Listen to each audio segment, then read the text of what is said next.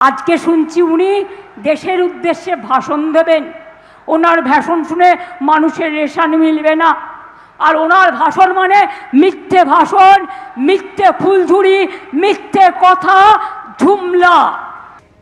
এদিকে পাঁচলা সভা থেকে ফের বিজেপিকে আক্রমণ করলেন মমতা বন্দ্যোপাধ্যায়। তিনি বলছেন এখনো পার্টি অফিসে ঢুকে রেড হচ্ছে। সরাসরি বিজেপিকে চ্যালেঞ্জ করে বলছেন হিম্মত থাকলে সরাসরি তার সঙ্গে এসে বিজেপি লড়াই করুন। এখনো প্রার্থীদের উপর ইনকাম ট্যাক্স রেড হচ্ছে, পার্টি অফিসে ঢুকে রেড হচ্ছে। আরে হিম্মত থাকলে আয় না, আমার সাথে সরাসরি লড়াই কর। প্রথমে নাম কাটলো, মানুষকে অনুপ্রবেশকারী বলল, আর প্রধানমন্ত্রী এসে যত বৃত্তের ফুলঝুরি ওড়াচ্ছেন। আর স্বরাষ্ট্রমন্ত্রী বাপরে বাপ, চোখ দুটো দেখলেই মনে হয় খেয়ে নেবে, এক্ষুনি গিলে নেবে। দিল্লি থেকে এলো ভাই, সাথে এলো মোটা ভাই, সঙ্গে আছে ED CBI, income tax CIA ভাই। তৃণমূলের সব দখল করো তাই, তৃণমূল মাটির লোক, দখল করা যাবে না। এজেন্সি বাইরে থেকে এসছে, এরা এলাকার লোক নয়, বহিরাগতদের কোনো রকম সমর্থন দেবেন না। বিজেপি রাজ্য থেকে বিজেপির পরিবারের নামে অনেককে এখানে পাঠিয়েছে, যারা বলছে তৃণমূল দেখে দেখে অ্যারেস্ট করো, এজেন্টদের অ্যারেস্ট করো, রেড করো। আমি তাদের বলি, তোমাদের সব ইতিহাস আমরা জানি, তোমাদের প্রত্যেকটা নাম, তোমাদের প্রত্যেকটা ঠিকানা, তোমরা কোথায় চাকরি করো আমরা সব জানি। বিজেপি কাল থাকবে না, তখন বুঝে নিও।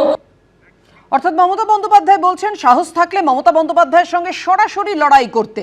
শ্রমিক ভট্টাচার্য আক্রমণ শানিয়েছেন ইডি সিবিআই আয়কর তল্লাশি যদি নাও হয় তাহলেও ভোটে মানুষ তৃণমূলকে সরিয়ে দেবে। কি দাবি করেছেন তিনি, দেখুন। শাসক দল ভিকটিম কি ভিকটিম নয়, এটা রাজ্যবাসী ভালো করে জানে। এই শাসক দলকে মানুষ গ্রহণ করেছে, দেহমন দিয়ে স্পর্শ করেছে, এখন প্রত্যাখ্যান করবার সময়। আর ইডি সিবিআই নিয়ে আমি কোনো কথা বলতে উৎসাহী নই। ইডি সিবিআই এর কথা জিজ্ঞাসা করুন। আপনিও যেরকম আমাকে প্রশ্ন করতে করতে ক্লান্ত, আমিও শ্রান্ত। ইডি সিবিআই এর নাটক আর মানুষ দেখতে চাইছে না পশ্চিমবঙ্গে। আমাদের গেলে জিজ্ঞাসা করছে ইডি কি করছে। আরে আমরা ইডির ঠিকা নিয়ে তো নেই।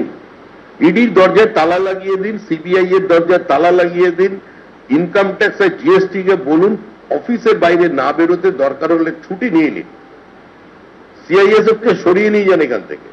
তারপরেও এই নির্বাচনে পশ্চিমবঙ্গের মানুষ তৃণমূল কংগ্রেসকে সরিয়ে দেবে। দেবাশিস কুমারের বাড়ি, কার্যালয় সহ গতকাল একাধিক জায়গায় আইটির তরফে হানা হয়। আর তা নিয়ে এবার নির্বাচন কমিশনে চিঠি দিল তৃণমূল কংগ্রেস। গতকালের আইটি তল্লাশির আইনি বৈধতা নেই অভিযোগ করেছে তৃণমূল। আয়কর দপ্তরের বিরুদ্ধে অবিলম্বে তদন্ত করে ব্যবস্থা নেওয়ার আর্জি জানানো হয়েছে তৃণমূলের তরফে।